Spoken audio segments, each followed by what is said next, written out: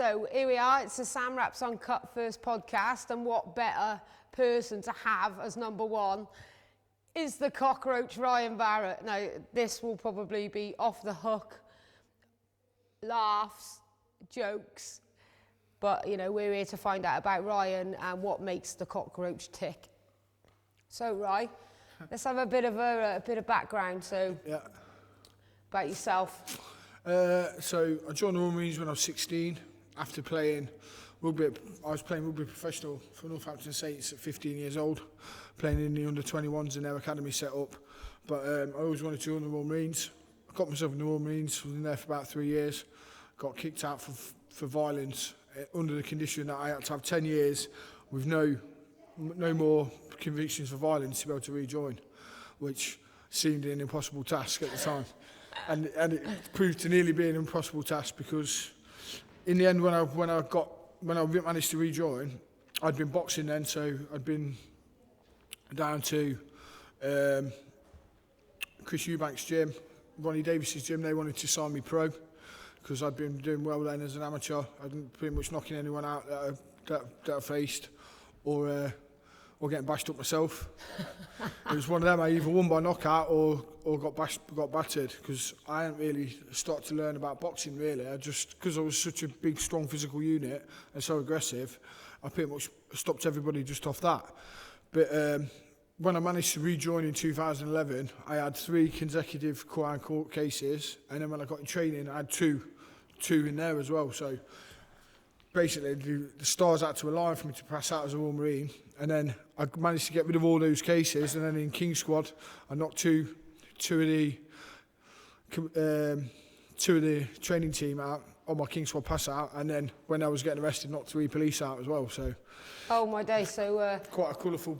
Quite colourful past, yeah. but obviously we've all got colourful pasts and stuff. Yeah. But I think that your past is it doesn't define you, but it moulds you into the person you are today. Do you learn any lessons from that? I learned a lot of lessons. Yeah, be very careful about where you hit people and if you're on camera or not. Hang on a minute. So now you're a professional bare knuckle boxer fighting on camera all over the world. That's I know, it. But you knocking people out and tell you and get paid for it instead. Yeah. So your journey into like bare knuckle, what was it about bare knuckle that really like drew you in? You know, like from the glove side, obviously you enjoyed doing that, like knocking people out and stuff with gloves on. Yeah. So what drew you in? You know, like with the bare knuckle. For me, I got military discharged from the Royal Marines with ulcerative colitis because I've got a colostomy bag.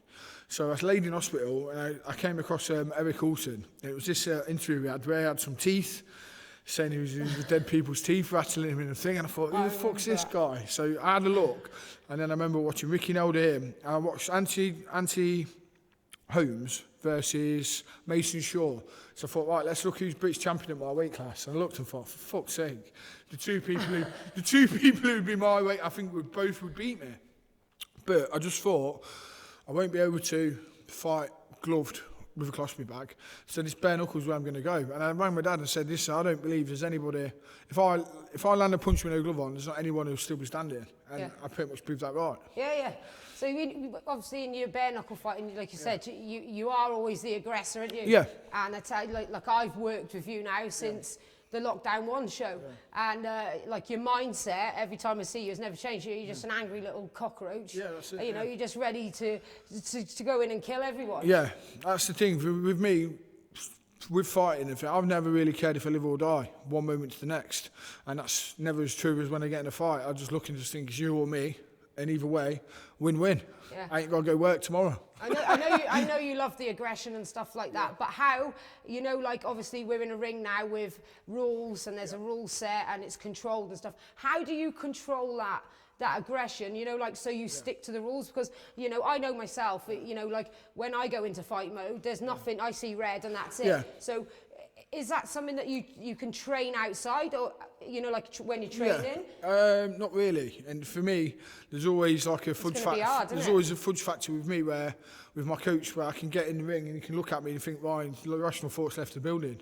Like when I fought Pod the second time. Yeah.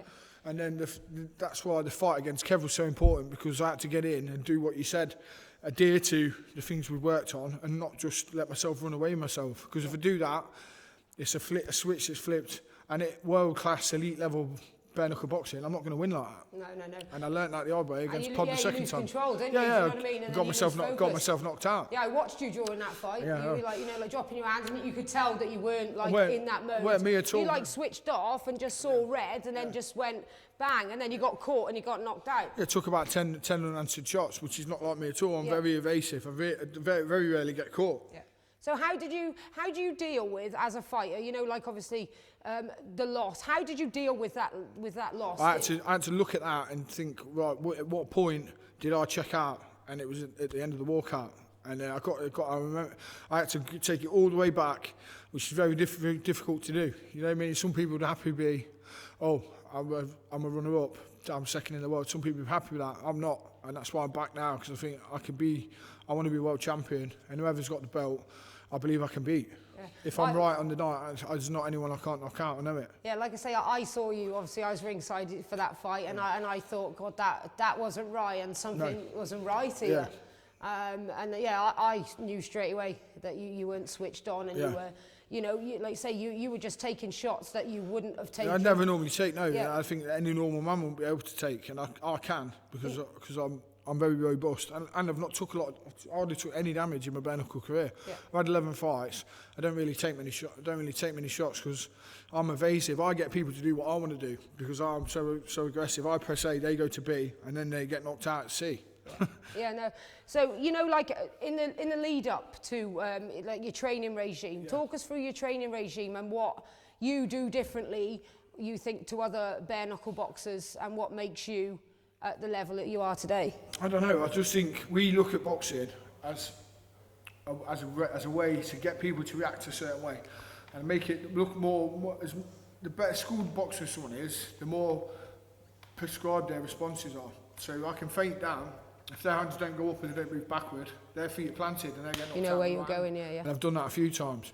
So with my aggressive nature, I work on things, and I'll go and spar with pros and work on the triggers. And if they work against pro boxers, I know they're going to work against somebody in here. Yeah. Unless you get somebody who's not very well schooled, who doesn't respond. Say somebody like Jody Meikle, you get somebody like him in who don't respond to feints, don't respond to triggers, and you think, what the fuck do I do with this guy? I don't think Jody responds to anything. That's the thing. The guy's got no brain left, has he? Whereas, sorry, Joe. Whereas with Kev, Kev's a very well-schooled professional boxer. Yeah. I knew, for me, that's perfect, because I watched every one of his fights every night before I went to bed for 2 weeks. So I knew off the jab he slips that way, so he feinted the jab, then he came back 2 1s and then switching stance so that it would work, and it did. Yeah. And I just think I'm someone who comes across someone who don't really care. That couldn't be further from the truth. Yeah. I'm sat twisting my moustache, fucking plotting on how I'm going to get you. Yeah, I noticed in the Kev fight you were a totally different fighter. Yeah, that's and me. And it showed, didn't it? You know what I mean? You were coming off at the back of that loss and whatever, and you just came out, and it was like you had a totally different mindset. Yeah, and obviously I've known you for a long time, and we talk a lot and stuff, don't we? And I think bare knuckle boxing, controlled, regulated violence, is very, very good. I know you've had a lot of ups and downs, and you go through a lot of stuff in your life. And I always try to get across. When people look at bare knuckle boxing, they think, oh, it's barbaric. All these guys are horrible. Anybody involved in bare knuckle boxing. But I'm of the belief, after working in bare knuckle boxing for 10 years and working with hundreds and hundreds of fighters who have problems, we have ex-drug addicts, ex-alcoholics and stuff like that. Bare knuckle boxing or combat sports saves lives. Yeah, it does, 1,000,000%, and I say that all the time. I'm someone who's been a drug addict, someone who's been on the verge of suicide, someone who's been very violent externally, and all this, I save it all up for 1 or 2 events a year, and it stops it from happening when anything goes wrong. Normally, anything goes wrong in my life, I'd go out and think someone's having it, and they would. Yeah. And now I can't consciously make that decision now. So I'm consciously making the decision to come to the gym, and I've got a coach now, Dave, who he's an ex-veteran, so he understands that things go on in a veteran's mind and with me, and he allows me to be me as long as I adhere to the things that allow him to still be working with me, which means I'm not doing them things anymore. So he's made me accountable to me, but ultimately accountable to him. Yeah, 100%. So, and that works. And that's someone who's in the military who gets somebody like me, rather than just thinking, oh, he's a lost cause. I think I am a lost cause if I'm in the hands of normal people, because I ain't a normal person. Yeah, so obviously you have been through a lot in your life, the PTSD and stuff like that. You know, like, how does, obviously I know it affects your mindset and that, but like you just touched on it then. So boxing, working with like a coach, or a coach is very important, isn't it? To your it's just having someone who understands you. You don't need, like 99% of the people in the population will not understand me, but it doesn't matter as long as one person does. And then they can understand the reason I do things, and then can also input things to stop me doing things that are regrettable for me and for somebody I respect. If I respect someone, I can't lie to him. And you know, that for me, living in truth is what brings the best out of me. 100%. Because I can be a lying shit cunt with the best of them. And I think if I can lie to your face, it's not somebody I respect. Well, you must respect me then. Exactly, some of the messages I got on my phone off you are fucking brutally I open a message off you and I'm like, oh shit. No, that's what I mean. I think, no, it's true. I think I respect people who respect honesty. And in the world of civilians, they don't suit me. I'm not a civilian at all. And I think I get to be that, and people get to watch it, enjoy it in there. Because I think I can be in there and calculated, cold and calculated, with a smile on my face, shaking someone's hand, try and fucking end their life. And I love doing that. Yeah, so, you know, like the whole, touch on the training and, you know, how stuff affects you. What about, like, you know, like relationships and things like that? I know, obviously, that it's quite hard to train ceremoniously, go on diets and things like that when, you know, when you're in a relationship. How does it affect, you know, you as a, not just as a fighter, but as a man, how does it affect your relationships with women? Or I find for me, I'm someone who tries to commit to everything, but ultimately fighting comes first, and relationships have fell by the wayside really, because people who love you don't want you to put yourself in harm's way. And I just think, well, I don't love me. I might love you, I don't love me. And sometimes you think, fuck me, you know what I mean? Let's go, I want to do it. And then the person who loves you and cares about you, you end up distancing yourself from, because you don't want to hear that. You know, but also, if they was like, carry on doing it, you also don't want to hear that. So I'm kind of a lose-lose situation sort of person. So any women out there might think I'm attractive or whatever, avoid me. You'll be setting up a Tinder account later. Avoid me, because I mean I'm a charismatic, loving person, but when it comes to me, there's no love when it comes to me, and I think I don't hear it back either. So so you know, like saying, so you can emotionally detach yourself, and you can be you through fighting. And that's where I get to be me, and people think, oh, you get hurt, or what about your health? My health is nine, you know, knowing I've got this coming in 6 months' time, that keeps me healthy. If I've not, I'm sat there thinking someone's going to get badly hurt because I'm mental, and they're not. They're looking at me thinking nosebleed, I'm looking at them thinking brain bleed. And I think, do you know, in the boxing ring, I get to do that, no one gets hurt. If they do, they've chose to. I think that's perfect. That's just like controlled and regulated violence. Exactly that. It is otherwise, it's not controlled, it's not regulated, and I think that comes down onto me, how much I'm willing to, if I'm willing to stop. And I think in a scenario where I've been triggered in that way, emotionally triggered, you've seen yourself even in sanctioned violence, I can't stop. And I did see. And that worries me, and that worries me. And I've done that before in normal scenarios. And I should have gone to jail because I was so good at doing my job in the military. I didn't. So we're talking about health, the colostomy bag. Does that affect you in any way? Are you very, like, you know, when you're in the ring, are you always thinking at any point like, shit, what if I get a low blow if anything happens? Never. It doesn't affect you. It's never not. Never at all. I know, like, it's something you've learned to live with. It's never at all. And I just think, so I'm looking at somebody here, if their weight goes down, I know they're trying to punch on my shit bag. And I think, what happened with Matthew Hobson? He was actually saying beforehand, I'm going to punch you in that shit bag. I thought, that's great, you go for that. He got knocked out in 7 seconds. I just think, I don't care. I don't see it as a weakness. I'm weak in preparation. Once I get in there, whatever state I'm in, and I've accepted that, and I'm in there, knowing that's where I'm knowing I've maybe got around, and I think, let's go. So other people like, oh, I've got this as an excuse or bother. I thought, Bradley Scott with a broken right hand.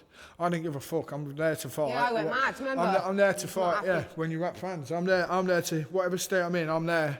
And I'm there to give as much as I've got at the time. And I think that might sound mad to other people, but going to a job you can't stand, to live with fucking people you can't stand, sounds mad to me. No, 100%. I think that's why I do my job. And I won't ever do that. Yeah. So we're still on the subject of health. Yeah. We had a retirement status. Hang on now. If I had £1 for every time every one of you bare knuckle boxers have retired, then 2 weeks later you're back. I'd be rich. Yeah. So let's talk about the retirement. Obviously there was an injury. Yeah. So after my last fight, I had swelling on the brain, and it led to me. So I had like a concussion in reverse, which you obviously knew, and I didn't really pay it much attention. And then when I couldn't walk, so I was in a relationship at the time. She really looked after me, kept me at hers for 2 weeks until I was fully recovered. Then when I went out on a brain scan, I was actually cleared then that I could fight again. But obviously being in a relationship with someone who cared about you, I thought, no, I'm going to retire. That's all fizzled away now. And I think, fuck it, I want to fight again. Yeah. I'm cleared to fight. That's all I've ever wanted to do. Yeah, no, I just, wanted to put that across because, like people say, oh, well, they're all going to be brain damaged and this, like it's been proven that bare knuckle is safer than the I think I had a clear bill of health before I came out of hospital.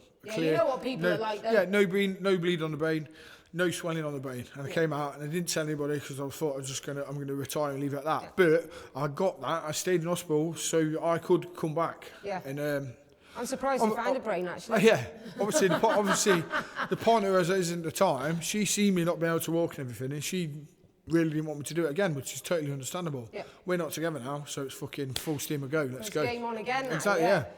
So going on into the future, right? Yeah. Obviously, we know you want the titles. Yeah. If you could fight anybody, who would it be? I want to fight Joe Match. Yeah. He's making a lot of noise about fighting Pod and this and that, and Pod's obviously got to fight Martin Jack. So I want to fight him, knock him out, and then whoever's there with the belt, whether it be Pod or Martin Jack, that's who I want to fight. Yeah. And I think, had I not retired after beating Kev, I'm ranked #1 in the world. Obviously, that ranking's going to be gone now because other people have fought and things, but that's either me in against Pod or against Martin Jack. And I think, I still believe I can beat Pod if I get in there and box, which I never have done. I mean, I might be talking absolute waffle, but I want to find out. If you believe in yourself, I do believe in myself, and I do believe I can beat Pod. And both times, I know, both times I've had him hurt, and he's had a bit more experience to be able to survive, and I've not, and I've ended up being took out. And fair play to him. He's the only person ever in my life who's ever knocked me out. Fair play to him, but I want my get back. Yeah. and listen, redemption. Yeah, listen. I think that's a fight everyone want to see. Yeah. So. Obviously, you've been with BKB for many years now. There were 11 fights in a week, and so the transition from the squaring to the triangle. I love it. Do you think that suits your style as a fighter more than the professional boxing? It does. It does. Yeah. And do you know, to start with, I didn't know if it would do, but. When I think I played rugby professional, I'm a scallywag, and I think being in close and everything suits me better. And if you look at all my fights, I'm a good body puncher. Yeah. And I think me against Kev, my first 2 times I punched him in the body, he checked me with his elbows, and I remember thinking, "You fucking snidey bastard." Yeah. I remember obviously when sneaky bastard. Yeah. When it changed over, and it changed from 2-minute rounds to 3-minute rounds. It was like everyone was worried about it. And I knew like a lot of the lads, who were very skilled technical boxers were worried about it. Yeah. But I think everybody has adapted to it. Yeah. And like I say, it suits you because, you've been involved with scrums and as well, boxing, if you can box, it doesn't matter what surface you're in, how big it is, you can box. Yeah. And if anything, better boxers, it serves them better because there's less room. So the little skills, like look at Kev with his head movement against Tyrone. Yeah. I think Kev's probably the only person who would be able to beat Tyrone in that small surface because he can slip, not just on the end of a range, he slips him coming in. Yeah. And this brings me on to Tyrone. People don't give Tyrone a fair shake. You don't get enough credit for it. He fought Kev with a broken eye socket for 4 rounds. And Dorian's talking about he's going to get him and knock him out with 1 shot. I know for a fact that's not going to be the case because in health, in training, whatever, Tyrone is 6'9". I thought Richie Towers was 6'9", and that was a fucking long way back from Sheffield with a broken jaw. I tell you what, that Tyrone's, he's a nightmare to work on in the corner. Yeah. He's so ADHD. Sit down, Tyrone. Like, I'm 5 foot, just 5 foot. Trying to work on that 6'9" monster is an absolute nightmare. And that's the thing. I remember you being in the corner, you know, sit down. Yeah. It's like we can't keep him down, and it's like. But Tyrone trains here with you, does he? He does, yeah. And that's the thing. Do you know, with me and Tyrone, we're both the same here. We're both mental. We both just do what we want, and you know, that's where the magic is in us. Yeah. You know, like, so it's no secret. He didn't train for his last fight. It's quite a lot known thing. I don't train for a lot of my fights, or I might not do the best things the night before a fight. But I'm best when I'm being me. Yeah. If someone's telling me what to do, that's not me. I get in and do what I want, and that's when the magic happens. And that's when the magic happens for Tyrone. Yeah. Other people don't get that because they've got. I think your coach, you level to the level of your coach, and if they're only someone who's you do this way and that way, whereas my coach is used to being around maniacs, and he knows the best thing you can do with Ryan is just let him be himself, and that gets the best from me. Yeah. So if you're someone who's a maniac as a fighter, you need to have a coach who's a maniac, and I think I'm lucky that I've got one in Dave. Dave and Ryan, the maniacs. Yeah, no, he's right. If you know Dave, you know Dave's a 9 of Afghanistan. Yeah. Dave's not a normal bloke. No. And I think I don't need a normal bloke around me. He don't serve me well. I see you gel really well because, like I say, you understand each other. He saved my life, and I think I'm down here coaching now, down this gym, wanting to do the same for other people. Like the other lads who maybe don't fit in or learn in the same way. They're the ones I'm attracted to because I think you're probably one who do better than everyone else here who's learning in the normal way. Because I've never learned in the normal way, but I've always been someone who's got to elite level at anything I've put my mind to. And I think the kids in here who may be getting frustrated, they're the ones who need listening to a bit more and spending a bit more time with. And that's always been me. Yeah. So a week in the training regime of Ryan the Cockroach. Come on, honestly. Now, not this, I'm in the gym 500 hours a week. That's bullshit. I'm not. I'm in the gym a couple of hours a day, and the rest of the time, I don't know if I could even talk about it here. Well, that's not. No, that's what I mean. The rest of the time, I'm filling the hours whatever way I can. Yeah. But I'm a PT now. I'm boxing coaching down here, so I'm pretty much down in the gym. Yeah, and the hours I'm at home. I'm currently living in a hotel at the minute. I mean, I'm up to no good. 9 times out of 10. Typical Ryan. I'm up to no good. I'm drinking or I'm doing whatever I want. And I think, but it's less hours of the day now than it was before. Yeah. Yeah, no, so progress. Yeah, it's 3 or 4. You're taking yourself out of a pretty shitty lifestyle, and you're now like making it better and helping. I'm improving, and I think there's a lot of kids down there I can help, and like Dave purposely has moved to this gym so that our training time is now moved to 7 o'clock instead of 5 o'clock. So, and then 3 days a week, if I'm not here, where am I? And so that he knows what he's doing really well with me, and he keeps pushing the parameters each time. So. 4 days a week, I'm answerable to Dave, and do you know what I mean? So 3 days a week, I'm answerable to me. Yeah, I love the relationship you and Dave have ringside. I love it. Like, no, it is because it's not a normal standard cornerman thing. No, he doesn't shout at you commands and stuff because I think he reads you very well. No, that's the thing, and that adds me up. Yeah, but he kind of lets you do your own thing until he realises, like it's going wrong. Yeah. And that's the thing. That's really good. Yeah, and so it's not just him, Jim as well. They give me confidence where everyone else is trying to take me away from being me because maybe I'm hard to deal with. In a relationship, me being me, maybe I'm hard to deal with. But in a boxing relationship, me being me makes me really hard to deal with for anyone I'm in there with. Yeah, your coach is very important, isn't it? Yeah, like I say. Very important. Yeah, and I think before we've had coaches like Mendel Monroe. He's great, but he works with professional athletes. I'm not an athlete. I'm a fighting man. Yeah. And there is a difference as well, isn't there? When people say like, obviously we're at the professional ranks and stuff, but like it's bred into some people, isn't it? Fighting man. When you hear that fighting man, you can tell. Everyone's a fighting man. Obviously, that steps into the ring. Yeah. But there's like. Different kind, like rough, raw, rugged. Someone came in here now, I'd fight to death over you and him. Yeah. And I think, Joe, and that's true. And anyone who knows me knows that to be the case. All going to know I'm protected here. Anyone who knows me knows that is not a lie. No. There's not a true word be said. Yeah. I'll fucking kill or die for the people I care about or anyone. Yeah, that's what I mean. You're loyal to the core, aren't you? Like you say, we were having a conversation before about like other companies trying to poach you and stuff. And you said to me, Sam, I'm exactly like you, loyal Yeah, to the core. that's I ain't going anywhere. I've been offered a lot of money, and I think Jim and Joe, not I ain't an ideal person, and there's been a lot of fights I've not been ideal for, but they still had me when other people wouldn't, and I think now I'm doing well. Obviously, people are going to want me, but they signed me when they didn't even know if I had a colostomy bag, put me in against my Robson, and I think a few times I've won when I shouldn't have, and then they're kind of like, for fuck's sake, Ryan spunked all his tickets last time. Now we've got to give him a big fight. But now that we're doing things properly, I'm trying to pay them for the times when I've turned up, I've not sold any tickets, or I've already spent the ticket money. Then I beat somebody who sold fucking £10,000 worth of tickets. That's happened a few times. I think, looking at it now from clarity, I've put them massively in the hole where they've been right when I beat Dorian Dodge. He sold how many of the tickets? I sold 3,000 worth, spent the money, and then still got paid for the fight. And I think, how's that fair?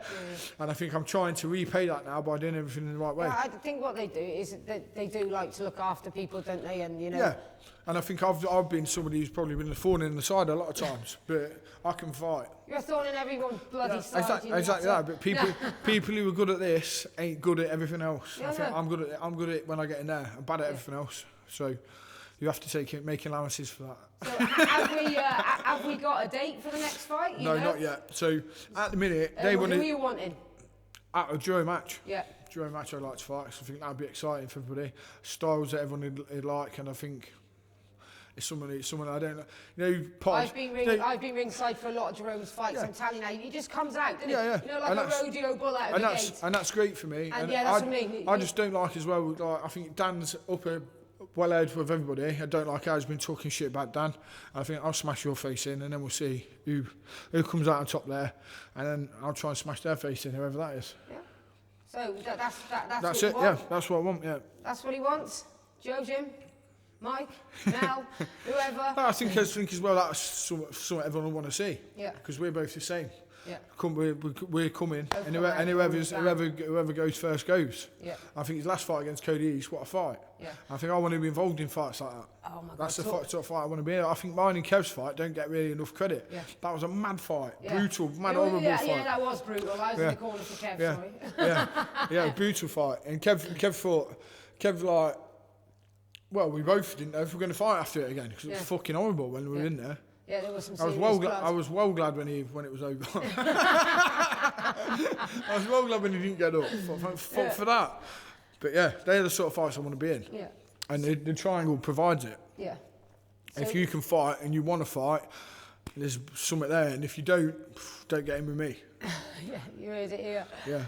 So that's the future for Cockroach. What? So like say now you're doing PT, you're helping people change their lives, like people help you. It's good. So, you like the whole package as a fighter, aren't you? Exactly that. And we're all down here together now. All the lads from Colville all fight. So me, James, Brian, Jack, who manages us all.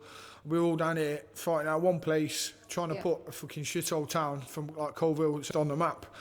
Trying to put it on here for fucking bare knuckle boxing.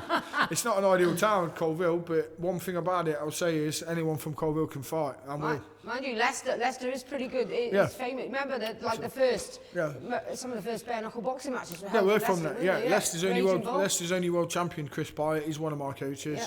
Rendell Munro. Yeah. I've been coached by anyone who's been a great in this town. I've been coached by him, so. Yeah. It's only right I've been a title myself. I think I've had 2 British titles. That's not enough. I need to be a world champion, and I will be. There you go. Final word from Ryan Barrett. He's going to be the world champion. So cheers, Ryan. Cheers, mate. Thank you.